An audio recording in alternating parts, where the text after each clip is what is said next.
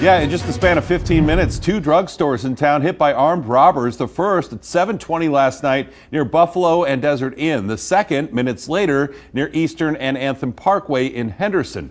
Police say in both cases, the robbers stole prescription drugs. Good evening, everyone. I'm Jim Snyder. And I'm Marie Mortera. While it causes concern, our Kristen Drummond is learning tonight it's not uncommon for pharmacies, including independent ones. She joins us live near Eastern and Desert Inn tonight. Yes, Jim and Maria, I actually spoke with 5 independent pharmacists today, including here at Raxo Drugs. And as you can see, this business takes security very seriously. They have bars on the windows along with other safety measures. Now, all the pharmacists I spoke with say these recent armed robberies are scary, even putting some on alert, especially one pharmacist who tells me she's been a victim of the exact same crime. And they came with the gunpoint. Me and my technician Ariana was here, and they just put the gun on our head. Scary moments for Sharaf Hasibullah. Robbers coming during the day to steal drugs from her pharmacy 2 years ago. But it happened so fast because he was doing, do fast, shoot. So I just throw whatever bottle I have. One of several armed robberies happening at Raxo Drugs pharmacy the last 28 years. Because of that, Hasibullah takes security very seriously. From iron gates, safes, cameras, and a panic button. Everything. So at night time we just close like this. Lock this one, lock that one, everything, you know. Necessary steps to address a concern among pharmacists here in the Valley. The actual physical robbery of pharmacies is becoming dangerous and is becoming a growing problem. John Anazi, the leader of the Nevada Independent Pharmacy Owners, a group representing the independent businesses. He theorizes why pharmacies are being targeted. We are noticing a cutback in supply of opioids to pharmacies as a way to combat the opioid epidemic.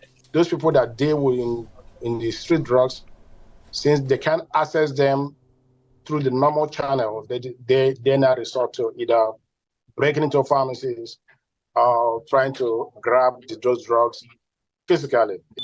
An issue at Belmont Pharmacy as well. Security video shows burglars breaking in to steal drugs last August. Yeah, we'll take a more secure way of preventing people from breaking in.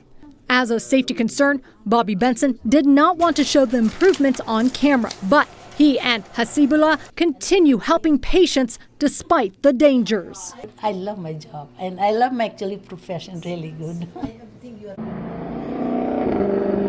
Now, the pharmacists are following various security procedures, which includes putting those controlled substances in a safe place. Tonight, Metro Police sending a community alert about a rise in auto thefts. Good evening, I'm Marie Mortera. Police say a TikTok challenge has made Hyundai and Kia models a target. Models from the years 2010 to 2020. Our Katie Munch joins us with how you can keep your car out of the hands of thieves.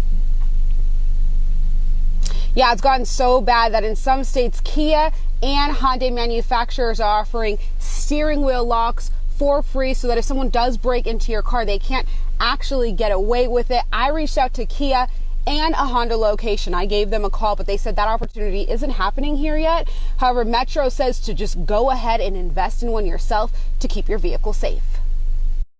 A growing number of Hyundai and Kia vehicles are being stolen around the valley. Metro sent this warning to Instancia apartment complex in the Northwest Valley, warning its residents to be more precautious. Regina Davis recently relocated to the complex after moving from Milwaukee with her Kia, but she wasn't surprised by the notice. Because where I'm from, they usually do it, like stealing Kias and Honda. So I just looked at it and I'm like, if they're going to take it, they're going to take it. I mean, it's nothing we can really do. LVMPD credits the uptick partially to a TikTok trend. In the videos, thieves target certain Hyundai and Kia models because the key can start with a USB cord instead of a key. However, the manufacturer has reported that the models being targeted by this crime wave are from 2011 to 2021 and use a steel key and insert turn to start ignition systems. Key fob and push button to start vehicles are not being targeted. Davis says she tried to follow some safety tips. She told us to turn the steering wheel, put the e-brake on, and Yeah, that's the only thing. I tried it once, but can no one make it a habit? Like, that you're not going to remember every day you get out the car. Alejandro Ochoa, who also lives in this Sassy apartment complex, says instead of living in fear, he sold his Hyundai a few months ago. Just hearing all these car thefts and all this, I was like, no, it's better to prepare myself now than having it stolen and being carless. Now, if you buy a steering wheel lock online, it'll run you about $40. Metro also suggests not leaving your registration inside of your vehicle because it contains your address. They also suggest removing any gate remotes along with it. Graduation rate increased slightly last school year for the state of Nevada, and one nonprofit tells us its program is getting more public school students on track to reach those diplomas. Crisis in the Classroom investigative reporter Tiffany Lane here in our studio to tell us more about how they're working to get kids to that all-important finish line. Yeah, Jim, Communities in Schools serves nearly 100 schools across the state of Nevada, mainly Title I schools. Title I schools are schools with high numbers or high percentages of children from low-income families. They have a program that gets trained help into campuses to give students extra support. Support, they hope, prevents dropouts and increases graduation rates. I think my life would be totally different. Treasure Monroe graduated from Desert Pines High School in 2022.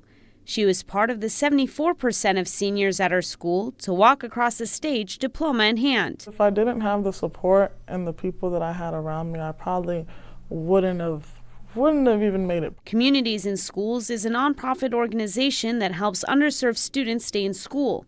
One way is by having case managers to work with students one-on-one. Mostly those are Title I schools, students that have higher chronic absenteeism, maybe their test scores aren't as high. Treasure worked with them starting in 3rd grade. I had a lot of behavioral issues, and then I needed more help with schoolwork. So she got a case manager, also known as a site coordinator, who helped get Treasure on track. He would always make sure I was doing what I was supposed to do in class, always making sure my assignments were done. It's help CIS of Nevada CEO Tammy Hensler says many children need with staffing shortages in our schools. Our teachers, we know that their classrooms are overcrowded. Across the state, CIS case managed nearly 4,800 students in the 2021-2022 school year.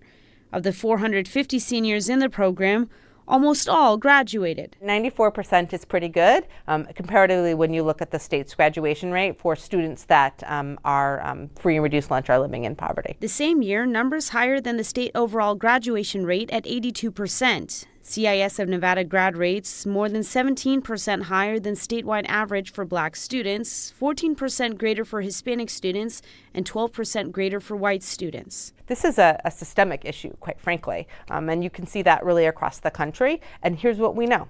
We know when you can work very closely with a student, identify what their barriers are, help them with those barriers, we know our students are going to thrive.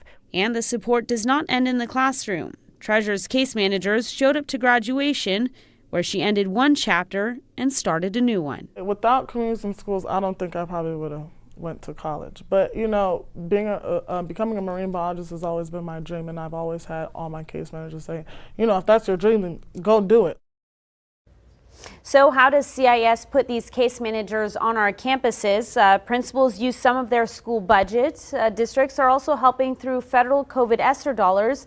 And then there's also fundraising money used as well. The nonprofit's goal is to have at least one case manager at every Title I school. Now send me your tips on issues impacting our schools, whether you're a student, parent, employee, or a concerned community member. School tips at news3lv.com. You can email that, or you can call 702-805-0489. You can also scan that flow code on your screen, and that will email us directly as well. But for now, Jim, back to you. Hi everybody, I'm Reed Cowan from News 3 Las Vegas. We want to thank you for checking out our YouTube channel. Remember, you can always see more of our videos by clicking on the video links. And also don't forget to click that subscribe button so that you don't miss out on any of our YouTube updates. Thanks for watching.